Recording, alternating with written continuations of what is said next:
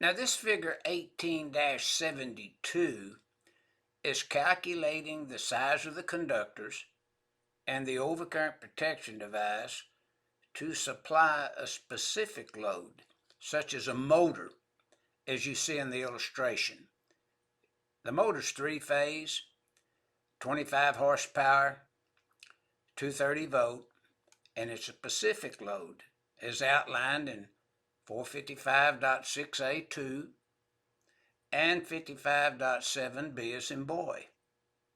Now we still have single phase feeding a input side of a phase converter, and we're on the output side, three phase is supplying this three-phase motor. So basically we're having maybe a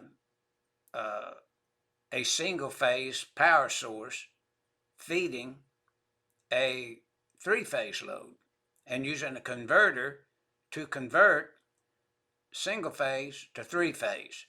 And that's what this figure is illustrating. So we're going to size the conductors and the overcurrent protection device, calculating the conductor sizes and the overcurrent device size in the next illustration.